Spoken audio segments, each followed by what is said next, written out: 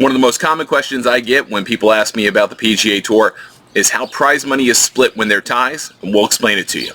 I'm Ballengee with Golf Newsnet, and ties are obviously a part of golf tournaments, right? They happen all the time. You always have a winner, and there's always a one-and-done winner. There's not multiple winners, there's one winner at a time, and that winner gets the biggest share of the purse.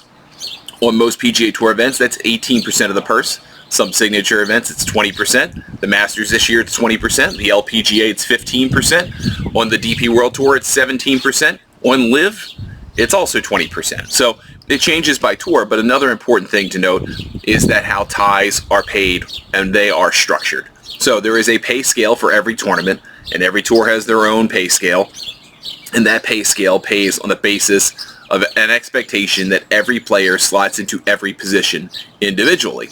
Obviously, that almost never happens. I don't think in the history of golf there's been a cut with 65 players who have all finished exactly one stroke apart. That would be insane. So you have to have ties, and if you have ties, you have to split prize money. And how you do that is by adding all the prize money for the individual spots that are tied. So let's take, for example, a three-way tie for second place.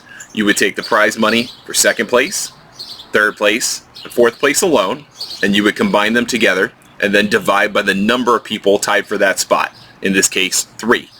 You would do all of that, and then that would give you your tied for second place prize money. If there were 5 players that were tied for second, you'd add second, third, fourth, fifth, and sixth, and you would divide by 5. And that would be your second place money. So there is more incentive to have fewer people tied with you, right? You get more pay if fewer people are tied for your position.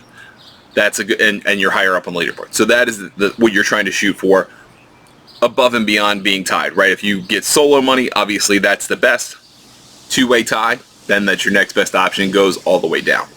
Of course, as I mentioned, ties are unavoidable, so this way everyone gets paid their fair share for how they play for the week relative to their peers.